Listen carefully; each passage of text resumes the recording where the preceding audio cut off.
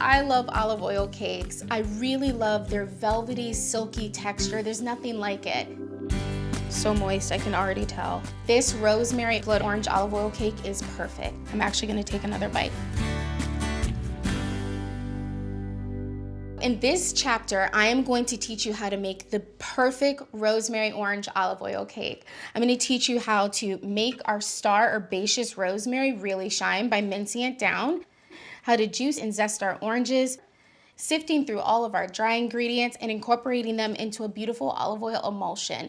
We're going to pop that into the oven, let it bake off, and after resting for a while, we're going to dress it with a beautiful orange glaze topping and finish it with pearls of orange.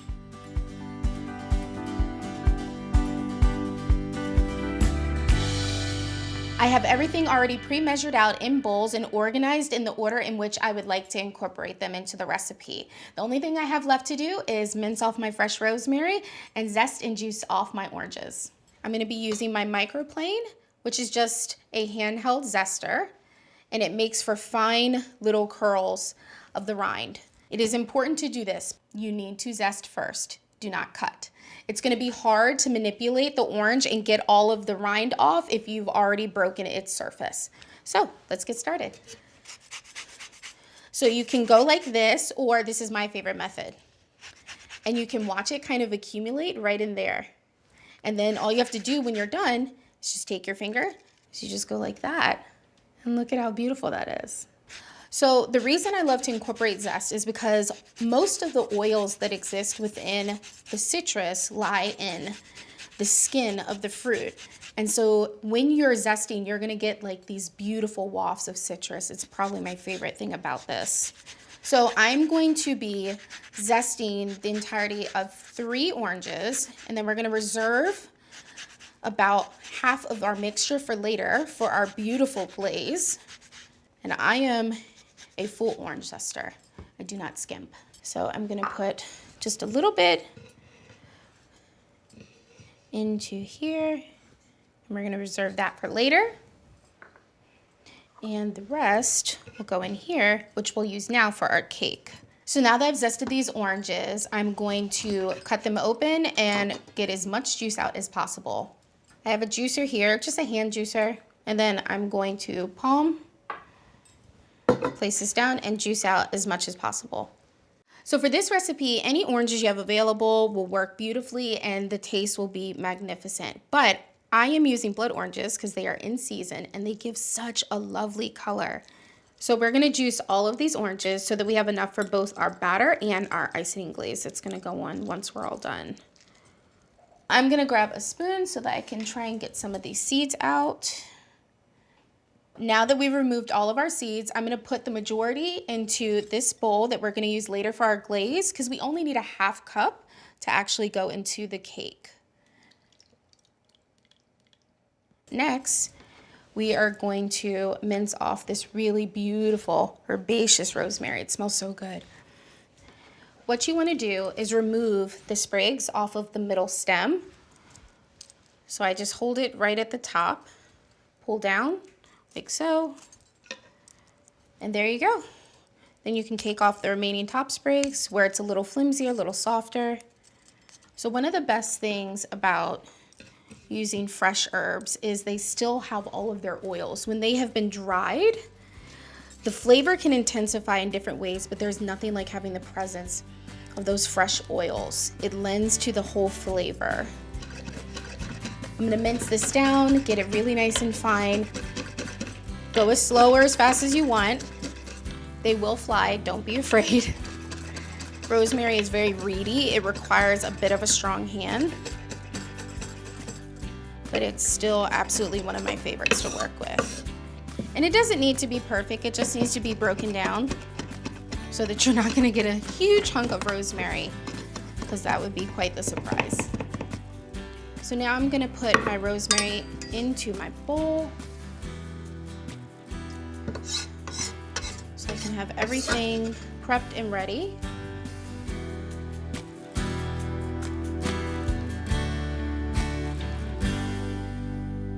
So first, we're gonna grab our flour, and into the sifter it will go. So sifting the ingredients is really important because it allows for any clumps that may be present to be removed, as well as properly aerating your mixture. Get that last little bit in.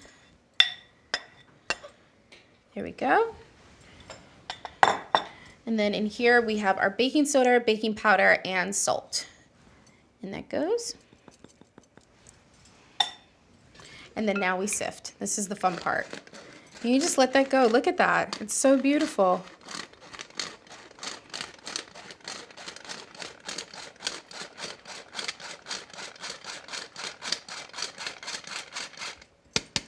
Shake accordingly.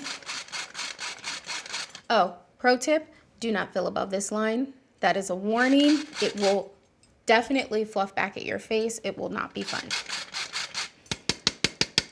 All done. So now what we can do is just take this. I'm actually going to flip this. There we go. So it'll lay flat for me.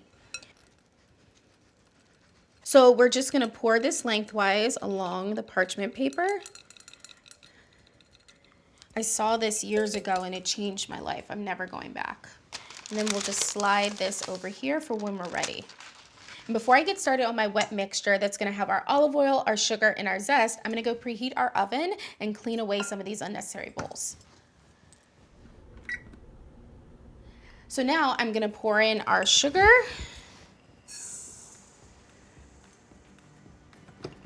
And our olive oil and zest.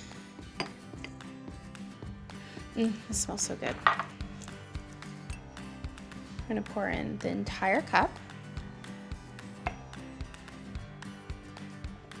And if you actually sniff your olive oil, it has a kind of citrusy, herbaceous nature to it as well. So it all just comes in to play together.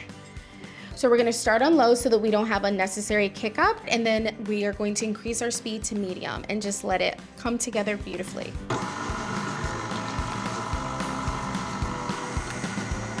So this has been going for about 3 to 4 minutes. Next, we're gonna lower our speed back down and we're gonna incorporate one egg at a time, allowing them to emulsify fully.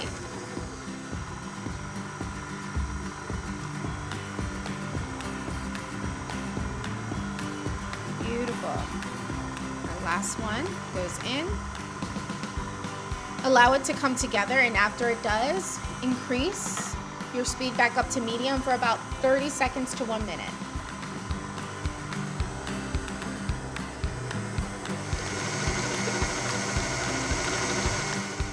Okay, so this has been going for about a minute now and the eggs have fully emulsified. It looks really beautiful, yellow in color. And now we're ready for our milk, rosemary, and our blood orange juice. So first we'll go in with our blood orange juice, our milk, and finish off with our fresh rosemary.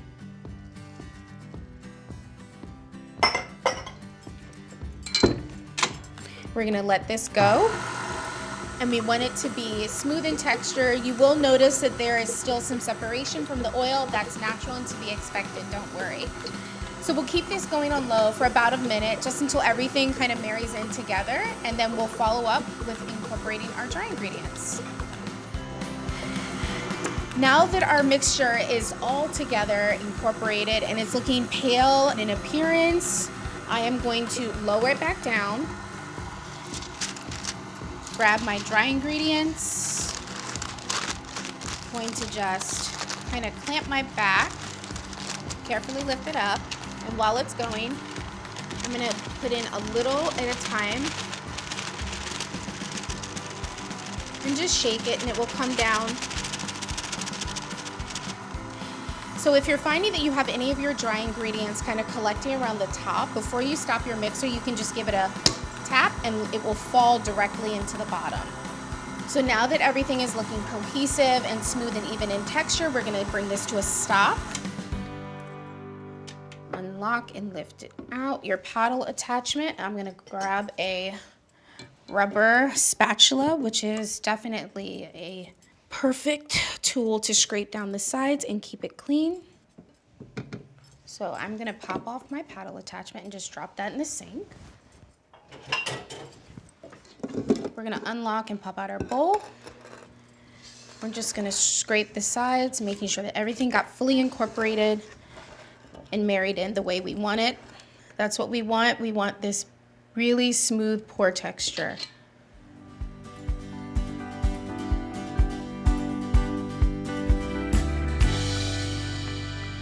So now that our batter has reached the texture that we want, it's just so beautiful. We're gonna set that aside.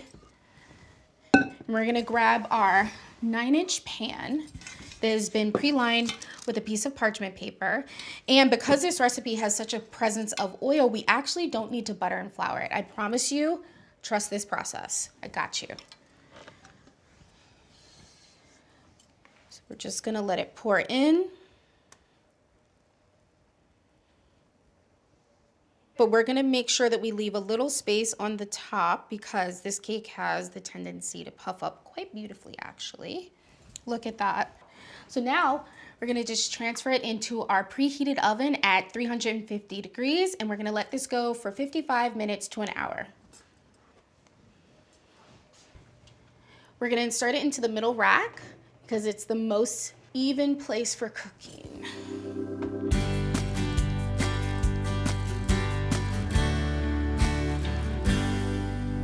See, it's perfect, it's clean, and it's all right if you have the presence of a little bit of crumb, but this baby is ready. So we're gonna take it over here and place it atop our cooling rack. Okay, so while that's cooling, let's start on our glaze. First, we're gonna add in a little salt, some zest, come on, there we go. Our blood orange juice, and just a little bit of lemon juice to bring balance. There we go. I'm gonna grab a whisk, and you wanna just keep whisking it until it comes together and it's cohesive and glossy. I'm gonna make sure we remove any clumps that may have happened from the confectioner sugar. So our glaze has come together beautifully. It's light and pink in appearance, and it's got a very smooth and velvety texture, which is exactly what we want. I'm gonna put this here. So now we're gonna take an orange, and we are gonna get some beautiful little rind curls, and we're gonna just dress this up on top of the cake. So I happen to have an actual citrus peeler, but if you don't have that, any vegetable peeler will work, and it makes these curls that make everything beautiful. Just get a couple, you don't need much. I would say 3 to 6 is a good number. All right, so there are my curls. They're ready for later. It's been about an hour. We're gonna bring our cake over because it is time for my favorite part. We are going to dress this cake. So now it's cool to touch, it's free to move. We're gonna just carefully twist the pan, pull it right off. Look at that, so beautiful. We're gonna flip it back over, rest it atop our cooling rack because we're gonna drizzle our glaze. And we wanna prevent having unnecessary mess. And we're gonna just pour it directly atop, and we're gonna see all the magic happen.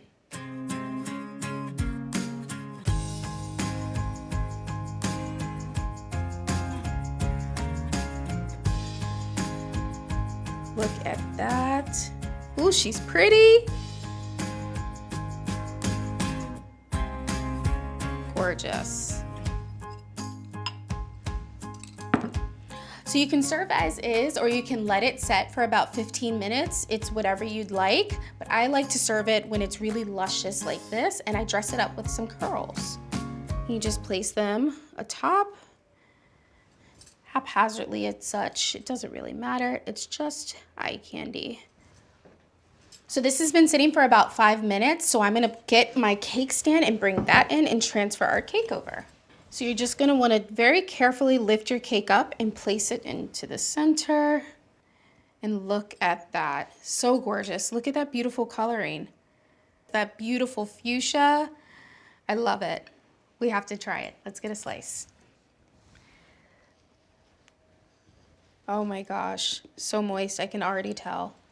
And she has that nice crust around the edge. Oh my goodness, look at that. And I'm actually gonna steal one of my orange curls because I think it's really cute. Just gonna place it atop like that. Let's taste it. Oh my gosh. The first thing you get is that beautiful whiff of the herbaceous rosemary. Oh my God. It's so good. And it's so moist and it all pairs so beautifully together.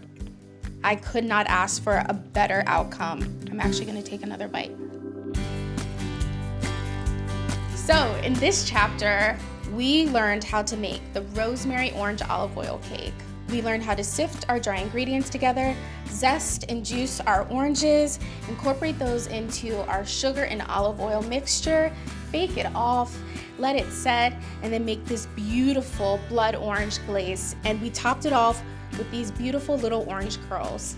I really hope you enjoy making this olive oil cake as much as I do. It's silky and luscious, and I think everyone will enjoy.